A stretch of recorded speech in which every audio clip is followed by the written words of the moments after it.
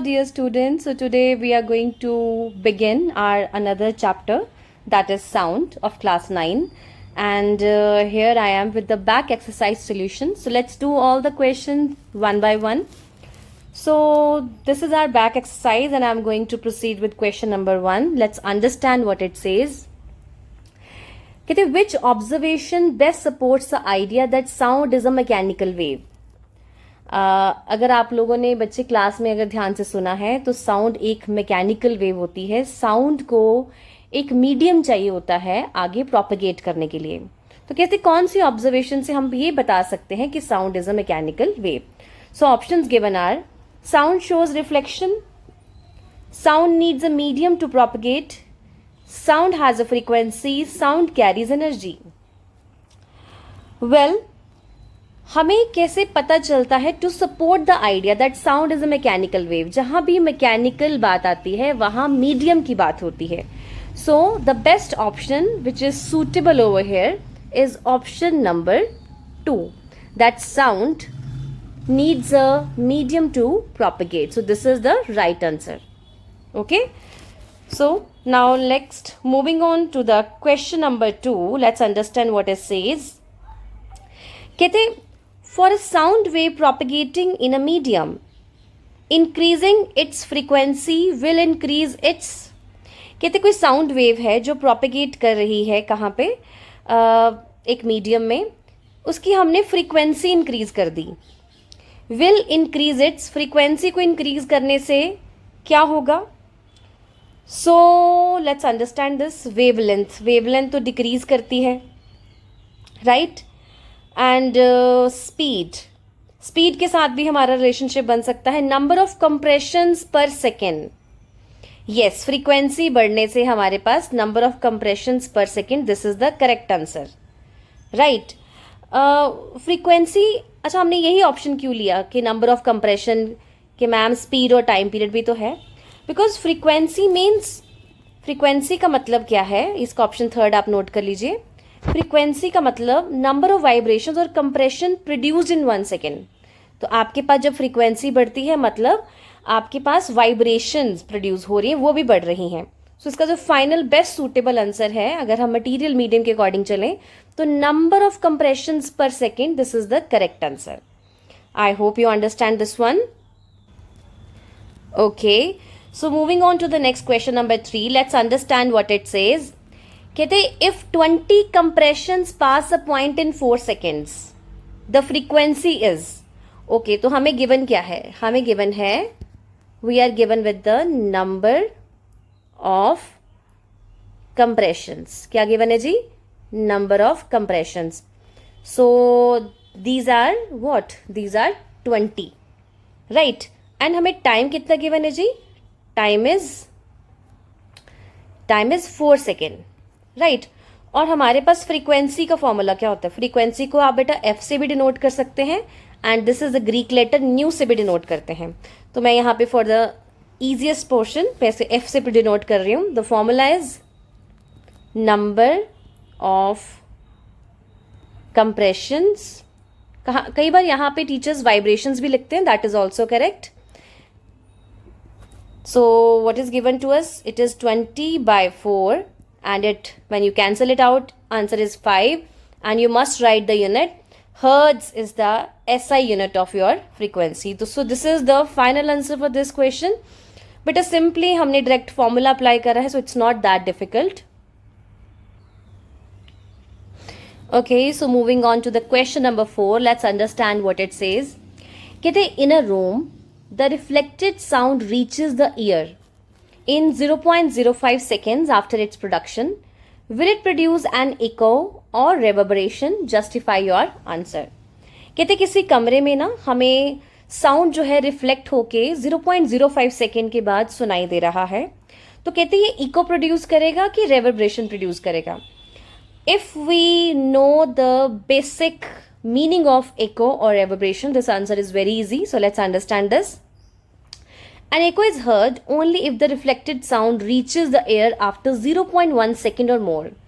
एको को सुनने के लिए हमेशा जो जो टाइम लगता है दैट इज 0.2 या उससे ज़्यादा होता है, बट यहाँ पे आपके पास जो रिफ्लेक्टेड साउंड है वो क्या है 0.05 सेकेंड्स में ही पहुँच रहा है, which is less than 0.1 second. तो मतलब इको तो नहीं है, सो दैट मीन्स ये क्या है, so the original and reflected sound mix together produce reverberation. So यहाँ पे इसका आंसर क्या आएगा जी, आप इसको शॉर्ट में रेवर्ब्रेशन लिख देंगे, और जस्टिफिकेशन के लिए you can use these two lines.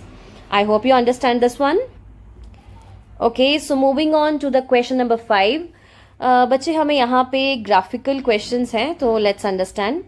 कहते graph representing two sound waves are given in the figure, okay, 10.30.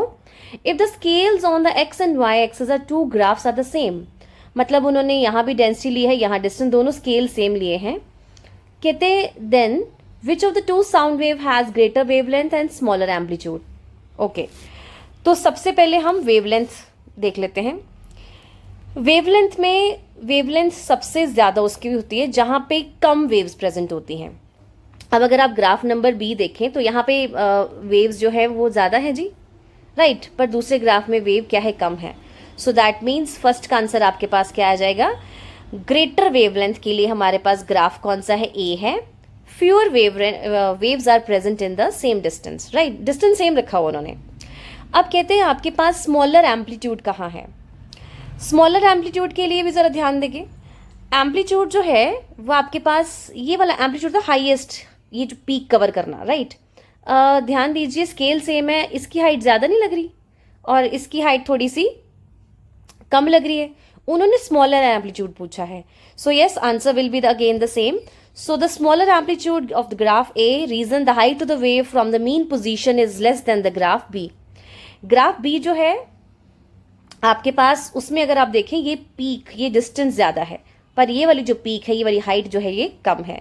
So that means what you will say कि आपके पास जो ग्राफ ए है उसका एम्पलीट्यूड क्या है, स्मॉलर है। I hope you understand these questions.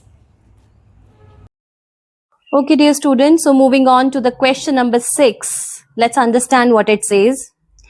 कहते the sound waves emitted by three sources, there are three sources A, B and C are represented in the figure, this one, this इस figure में है। If the frequency of A is maximum, C is minimum, identify the corresponding curves, mark A, B and C on them. Okay, तो सबसे पहले देखो frequency का मतलब क्या है। देखो जब भी कभी कंफ्यूजन हो तो याद रखिएगा, जितनी ज्यादा नंबर ऑफ ऑसिलेशंस होंगी और पास पास होंगी उसकी क्या है, फ्रीक्वेंसी जो क्या है वो हाई है, और जितना ज्यादा वो दूर दूर होगा, right, this is one wavelength, तो यहाँ पे लैम्डा से प्रेजेंट करेंगे, इसे वेवलेंथ बोलेंगे। सो this is your wavelength, so this is high, right. So now the simplest one, अब जरा अपनी ग्रीन कर्व को देखते हैं। So this green curve, you can see this green curve, आप चेक करिए इसका एम्पलीट्यूड भी हाई है, राइट, इसकी मतलब जो ये जो हाइट है ना that is also high, so this will be our A, right. And जो हमारे पास हमारा ब्लू कर्व है, क्योंकि सी प्रेजेंट करना है ना, इसमें देखिए ये थोड़े से, इसमें दो ही वेव्स बनी, राइट। सो ये हमारे पास जो ब्लू कर्व है, मैं इसको इरेज कर देती हूँ बेटा यहाँ से, so that you can easily understand this. So this is your A and this is your C, this blue one, and ultimately जो आपके पास आपका रेड कर्व है वो होगी मीडियम फ्रीक्वेंसी, तो इस रेड वाले कर्व को हम क्या बोल देंगे, B, राइट। सो ये जो याद रखने का तरीका, नंबर ऑफ ऑसिलेशन जब ज्यादा होती हैं तो हाई फ्रीक्वेंसी होती है, नंबर ऑफ ऑसिलेशन कम होती हैं तो that is high wavelength, right. So in this way आप इजीली याद रख सकते हैं कि कहाँ पे फ्रीक्वेंसी ज्यादा है, कहाँ पे वेवलेंथ ज्यादा है।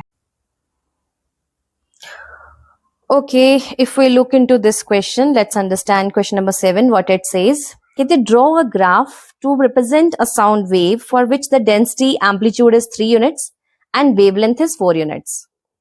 ओके, तो हमने बच्चा एक ग्राफ ड्रॉ कर लिया जिसमें डिस्टेंस हमने ले लिया अपने एक्स एक्सिस पे इन सेंटीमीटर्स, एंड डेंसिटी ले ली हमने अपने वाई एक्सिस पे। अपर सेक्शन, इसको वाई लिख लीजिए, this is Y, upper amplitude is positive and lower amplitude is negative, right. और ये हमने कुछ ग्राफ ड्रॉ कर लिया। तो कितने एम्पलीट्यूड इज 3 यूनिट्स, तो एम्पलीट्यूड तो हमने 3 यूनिट्स यहां से मार्क कर लिया। और कहते वहां से आप हमें वेवलेंथ दिखाएं 4 सेंटीमीटर की। अब वेवलेंथ क्या है? वेवलेंथ है the distance between two consecutive compressions, right.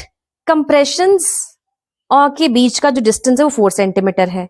तो एक हमारे पास कंसेक्यूटिव है ना, तो इसके बाद द नेक्स्ट जो आपके पास ये वाली आपके पास बनी आपकी कंप्रेशन, इनके बीच का डिस्टेंस अगर आप नीचे से कैलकुलेट कर सकते हैं, so this is your 4 centimetre, right. अगर आपको कभी प्रॉब्लम आए तो आप यहां से ग्राफ को कैलिब्रेट भी कर सकते हैं, राइट जी। So this is 0, this is 1, 2, this is 3, this is 4, this is यहाँ पे हो गया 5, दिस इज 7, सो राइट। अगर आप यहां से अब यहाँ का डिस्टेंस देखें, इधर से 2 को स्किप कर दीजिए, इधर से भी 2 स्किप कर दीजिए, टोटल 8 है। तो अल्टीमेटली 4, 2 इधर से माइनस हो गए, तो बचे क्या हमारे पास 4 centimetre. So yes, this is a 4 centimetre. आप अपने हिसाब से ग्राफ को मॉडिफाई कर सकते हैं, right. So this is the required answer for this. Okay, next, so moving on to the question number 8. कहते in a movie, while showing the explosion of a spacecraft in space, कोई हमने spacecraft लिया, कोई plane, कुछ भी आप ले सकते हैं, space में ना उसका explosion show करा है, मतलब वो फट गया, right? A flash of light is shown along with the sound at the same time. जो explosion के time जो light दिखाई दी ना, कहते और sound भी produce हुआ, कहते दोनों same time पे show हो दिए। कहते what are the errors in this depiction, तो क्या गलती दिखाई उन्होंने। So answer is this is incorrect because light can travel through vacuum so the flash is visible, sound can not travel through vacuum because it needs a material medium, and space में तो हमारे पास medium है ही नहीं, right. Therefore only the flash of light should be seen, no sound should be heard because sound requires material medium to travel. So this is the basic answer. If we know the concept, we can easily write in this in the exam. I hope you understand this one. Next, move on to the next question. Okay, so let's understand what this question number 9 says. कहते a source produces a sound wave of wavelength 3.44 meter. साथ साथ given भी लिख ही लेते हैं हम लोग. So हमें जो source है वो wavelength कितनी provide कर रहा है? 3.44 meter, right? If the wave travels with the speed, हमें speed भी दे दी उन्होंने 344 meter per second. तो हमें क्या सॉल्व करना है? कहते हैं उसका टाइम पीरियड सॉल्व करें। ओके, अब टाइम पीरियड, फ्रीक्वेंसी, वेवलेंथ, इन सबके हमारे पास फॉर्मूले हमें पता होने चाहिए।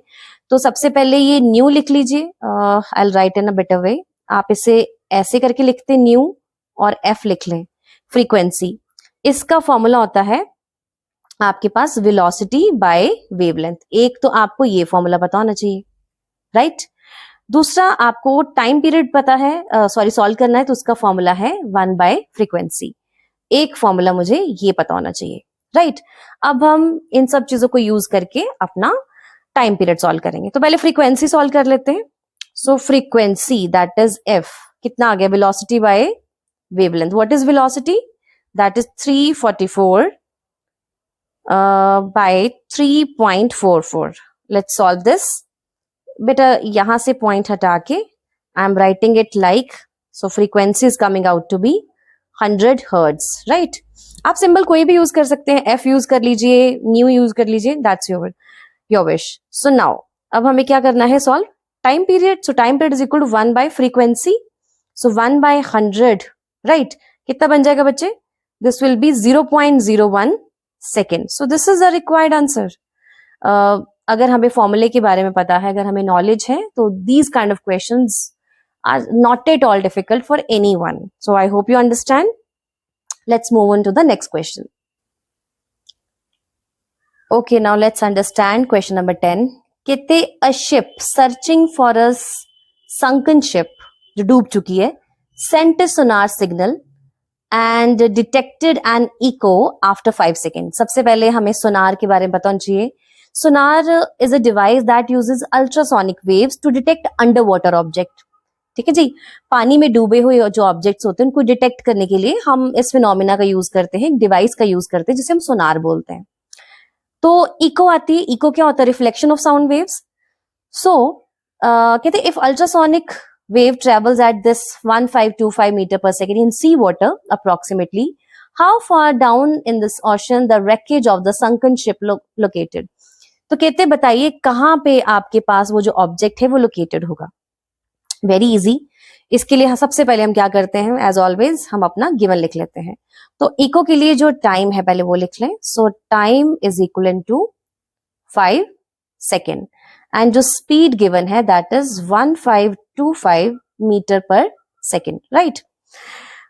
5 सेकेंड जो है ये टोटल टाइम है, मतलब सोनार जो डिवाइस है जाने में और आने में, तो दोनों का टोटल टाइम है, राइट। तो वन वे टाइम क्या हो जाएगा? वन वे टाइम, अगर आने जाने में 5 सेकेंड लगे हैं तो वन वे टाइम क्या हो जाएगा? 5/2, इसे मैं 2.5 सेकेंड कर दूं, राइट। ओके, अब फॉर्मूला क्या है हमारे पास? हमें डिस्टेंस निकालना है। सिंपल फॉर्मूला हमारे पास जो हम बचपन से यूज कर रहे हैं, डिस्टेंस, हमें डिस्टेंस सॉल्व करना है। Distance is equal to speed into time. Very easy question. So speed कितनी थी बच्चे? 1525 एंड टाइम बजे हमारे पास आ गया 2.5। So this becomes 3812.5 metre. So जो आपके पास जो डूबी हुई शिप थी वो किसी इस डिस्टेंस पे अवेलेबल है below the sea surface. I hope you understand because simple formula यहाँ पे एप्लीकेबल है। Next question is okay, so let's do the question number 11. Let's understand what it says. कहते a vehicle is fitted with an ultrasonic distance sensor. पहले तो ultrasonic waves कौन सी होती हैं? ये साउंड वेव्स होती है जिनकी फ्रीक्वेंसी 20,000 हर्ट्ज से भी ज्यादा होती है, like very powerful frequency, right. As a part of parking assistance system which provides echolocation, while the driver is reversing the vehicle, it emits ultrasonic wave about 40 kilohertz, which is reflected by the obstacle. When the warning beep starts sounding at a distance 1.2 meter from the obstacle, how much time is taken by the ultrasonic wave to travel to the obstacle and come back? Assume that speed of ultrasonic wave in air is 345 meter per second. सबसे पहले statement को अगर ध्यान से देखा जाए कि एक व्हीकल है जिसके साथ ना एक सेंसर लगा हुआ है जो हमारे पार्किंग असिस्टेंस में हमें हेल्प करता है। आजकल बहुत सी गाड़ियों में ये सब है कि अगर जैसे हम 360 कैमरा यूज करते हैं तो अगर आपके पीछे व्हीकल्स हैं, आगे व्हीकल्स हैं, तो वो आपको बीप करना शुरू कर देता है सो दैट आपका कोई डैमेज ना हो, आपका कोई भी कोलिजन ना हो। कहते it emits ultrasonic wave frequency about 40 kilohertz के around, right, which is reflected by the obstacle, very powerful frequency. When the warning beep starts sounding at a distance 1.2 meter from the obstacle, how much time is taken by the wave to travel to the obstacle? कहते जब मतलब उसको टकराने लगता है तो कितना time लगता है उस ऑब्स्टेकल के पास पहुंचने के लिए और वापस पहुंचने के लिए, राइट। तो सबसे पहले हम देख लेते हैं डिस्टेंस ऑफ ऑब्स्टेकल क्या है। डिस्टेंस मतलब ऑब्स्टेकल है कहां पे। So let's write it down. Distance to obstacle. Distance to obstacle is 1.2 meter, right? So total कितना distance travel, क्योंकि जाना आना वापस दोनों distance हो गया ना, क्योंकि सोनिक सेंसर ने तो जो साउंड वेव है उसने तो पूरा ट्रेवल करना है। So total distance traveled, total distance traveled, ये हो जाएगा 1.2 plus 1.2, so this is total 2.4 meter, right. अब स्पीड क्या है? जो आपके पास अल्ट्रासोनिक वेव है उसकी स्पीड कितनी है? दैट इज 345 मीटर्स पर सेकेंड। अब हम यहाँ पे कौन सा फॉर्मूला यूज करेंगे, राइट। ये सबको भी पता है कि टाइम अगर हमारे पास है, time is equal to distance by speed, right. तो टाइम कितना है जी, ये हमें सॉल्व करना है। तो डिस्टेंस हो गया बेटा 2.4 एंड स्पीड है जी 345। तो बेटा जब आप इसे सॉल्व कर लेते हैं तो आंसर अप्रोक्सीमेटली कुछ आ रहा है 0.00696 सेकेंड्स। तो आप इसे अप्रोक्स कुछ 0.007 सेकेंड्स भी लिख रहे हैं। तो इसका मतलब कि अल्ट्रासोनिक वेव जो है वो इतना टाइम ले रही है to travel to the obstacle. पहले ऑब्स्टेकल से टकराई और फिर वापस आई ताकि आपको बीप सुनाई दे कि बस अब यहां तक ही है, ताकि आप अपने आप को सेफ, अपने व्हीकल को सेव कर लें। Right. So again this is one of the easiest question. सबसे पहले हमें ये तरीका, ये जो फॉर्मूला है time is equal distance by speed, कभी टाइम कैलकुलेट करने को आता है सोनार, रडार, इन सब चीजों में। So you make sure this formula is very important and कब टाइम को 2 बार लेना है, कब टाइम को डिवाइड करना है, you must understand this. I hope the concept is clear to everyone.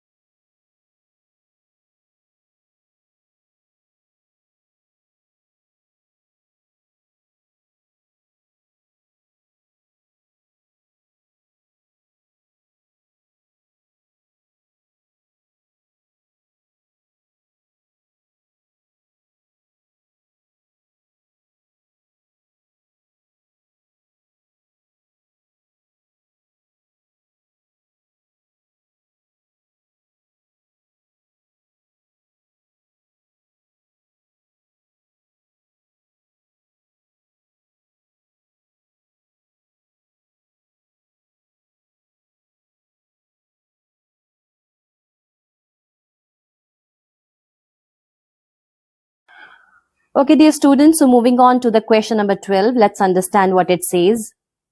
कहते the speed of sound in air is about 331 meter per second at 0 degree centigrade and nearly 344 meter per second at 22 degree centigrade.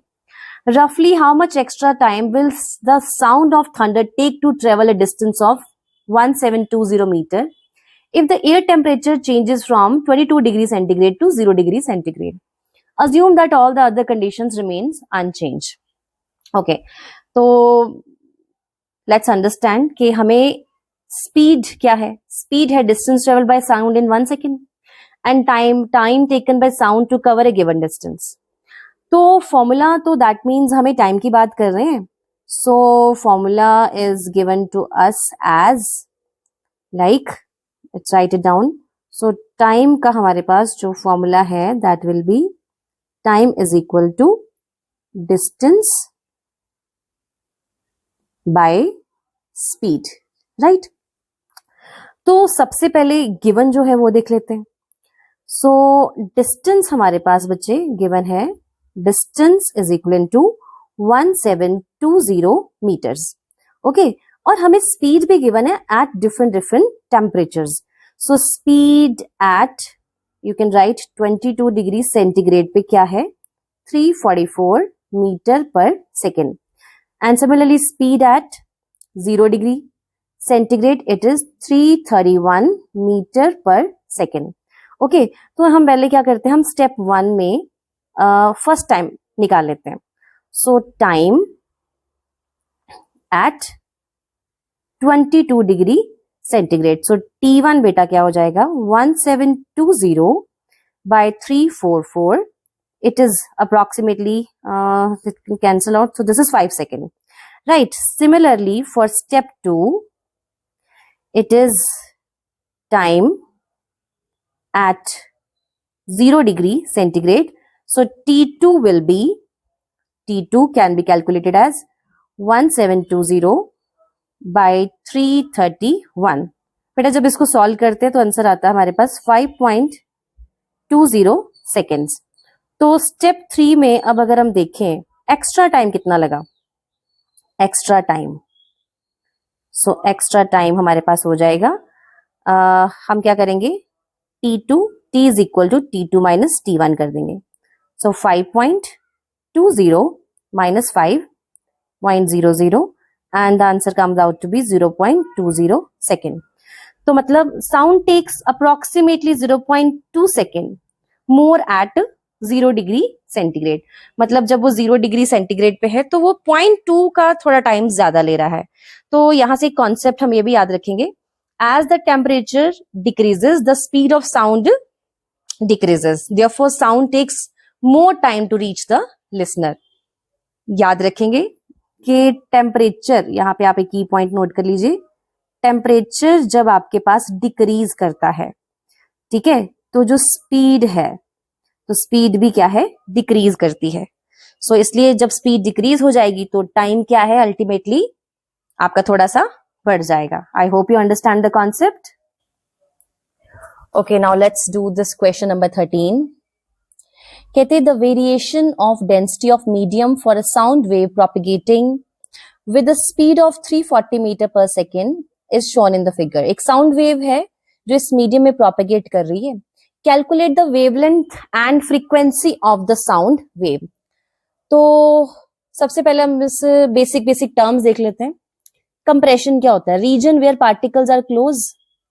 तो अगर हम बात करें तो यहाँ compression का है, ये कंप्रेशन है, compression rarefaction, rarefaction, compression, compression, rarefaction, rarefaction, compression, compression, rarefaction. Okay, just to understand, जहां पार्टिकल्स पास पास है, क्लोज है, वहां पे हम क्या बोलते हैं, कंप्रेशन है. और जहां पार्टिकल थोड़े दूर दूर है वहां हम क्या बोलते हैं, वहां पे रियरफैक्शन है. और वेवलेंथ क्या होता है, distance between two consecutive compression या टू कंसेक्यूटिव रियरफैक्शन आप बोल सकते हैं, राइट. तो हमें जो यहाँ पे उन्होंने कैलकुलेट करने को बोला है, कहते आप फिगर को देख के एक फ्रीक्वेंसी और एक वेवलेंथ सॉल्व करें. तो जरा ध्यान से देखिए फिगर को, आपको ऐसा लग रहा है कि 8 सेंटीमीटर के बीच में 8 सेंटीमीटर के बीच में दो कंप्लीट वेवलेंथ आ रही हैं। अब कंप्लीट वेवलेंथ का क्या मतलब, दिस, ठीक है। मैंने इसको वेव की फॉर्म में बना दिया।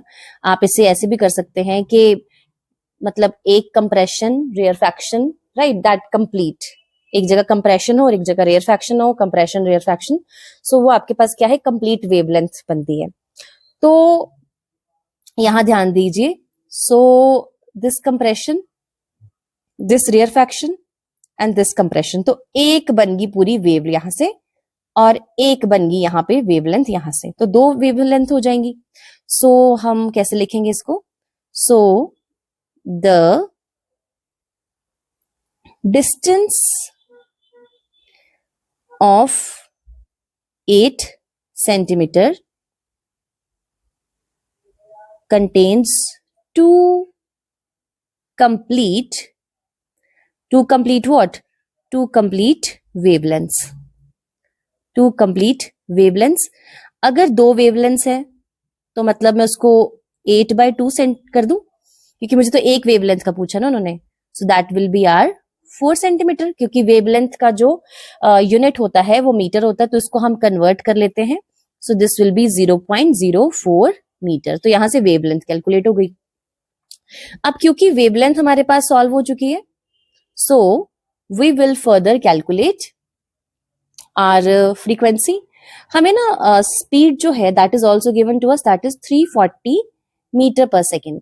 तो फ्रीक्वेंसी के लिए फॉर्मूला क्या होता है, this one, speed by wavelength. तो फ्रीक्वेंसी मेरे पास यहाँ पे सॉल्व हो जाएगी, 340 इज द स्पीड और वेवलेंथ हम ऑलरेडी कैलकुलेट कर चुके हैं। So this will be when you will solve it, like यहाँ पे आ गया 100, आप इसे कट करेंगे 434, this will B 8500 hertz. So this is the required answer for frequency, and wavelength is equivalent to 0.04 meters. So this is the required answer for wavelength. That's what they have asked in the question. याद रखिए कि compression to compression one wavelength बनती है. Similarly, rarefaction to rarefaction one wavelength बनती है. Easy way to remember. Okay, dear students, so moving on to the question number 14. Let's understand what it says. कहते the graphical representation of two sound waves A and B propagating at the same speed. Speed जो है दोनों की same है. कहते as shown in the figure. What is the wavelength of each of them? मतलब A और B दोनों की मुझे wavelength and also calculate their frequency, and frequency भी calculate करनी है. तो अगर हम अपने ग्राफ्स को ध्यान से देखें तो आपको पता ना, वन क्रेस्ट एंड ट्रफ, सो यहां से यहां तक, राइट, हमारे पास क्या बनती है, वेवलेंथ लैम्डा बनता है। बट ये मैंने पिंक वाले को देखा है, सो इसकी वेवलेंथ हो जाएगी आपके पास 2.5 सेंटीमीटर। चलिए स्टार्ट करते हैं जी। सो लेट्स स्टार्ट स्टेप 1, ठीक है, फ्रॉम ग्राफ, ठीक है, वेव ए चेक करते हैं, wave A, one complete wave occupies, ऐसे नोट कर लीजिए, one complete wave occupies 2.5 centimetre, right. तो that means lambda A, wavelength for A 2.5 centimetre, और इसे आप मीटर्स में जरूर चेंज करें, 0.025 मीटर्स आ गया by dividing with the 100, right. तो अगर सिमिलरली उन्होंने पूछा है कि आप इसकी कैलकुलेट करें, फ्रीक्वेंसी भी कैलकुलेट करें, तो फ्रीक्वेंसी फॉर ए का फॉर्मूला है स्पीड बाय वेवलेंथ। ओके, तो स्पीड हमें गिवन है जी, दोनों की सेम ही है, तो 345 बाय 0.025, और जब आप इसे कैलकुलेट करते हैं तो आंसर आ रहा है बच्चे आपके पास 13800 हर्ट्ज। तो फ्रीक्वेंसी आ गया मेरे पास for wave A is 13800 hertz, right. Okay, now moving on to the blue curve. अब हम ब्लू कर्व चेक करते हैं।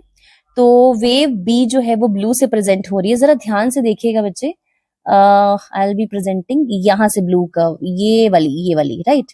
सो यहां से यहां तक का डिस्टेंस कुछ 5 नहीं हो गया, 5 सेंटीमीटर के approx, not approx, it's exactly 5, right? So lambda for b, I will write it as lambda for b. Just a minute. So lambda for b, step 2,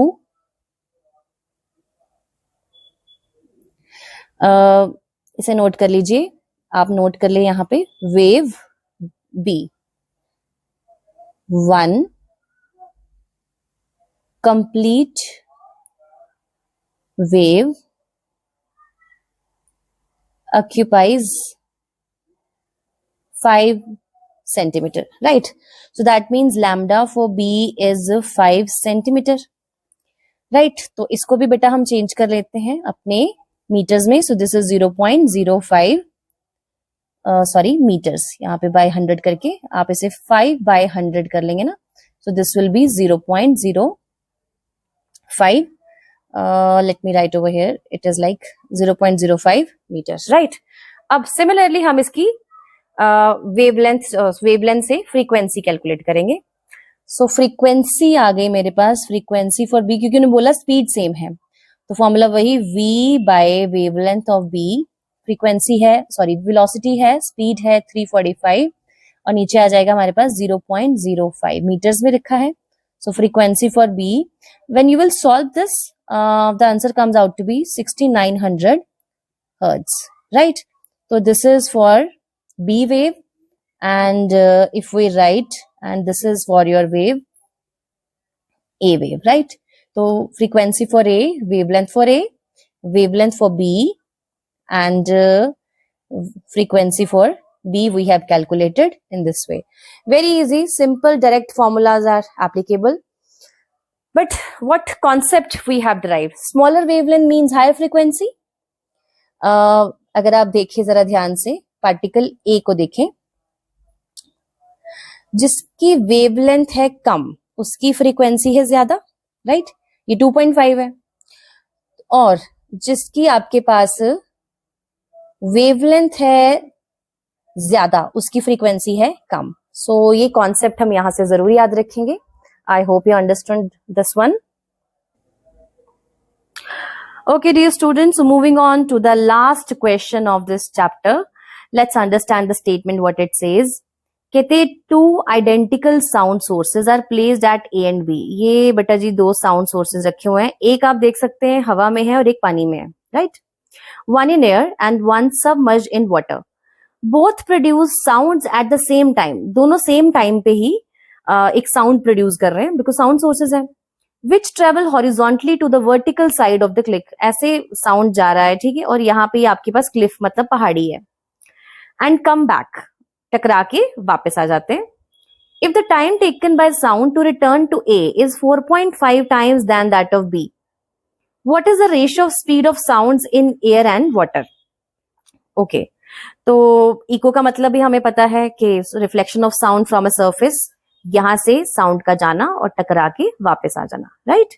सो इस क्वेश्चन में हमें सबसे पहले हम गिवन लिख लेते क्या है. तो सबसे पहले वी मस्ट अंडरस्टैंड कि स्पीड का फॉर्मूला क्या होता है. ये बहुत बार हम कर चुके हैं. Speed is equal to distance by time, right? अब डिस्टेंस तो सेम है, सिंस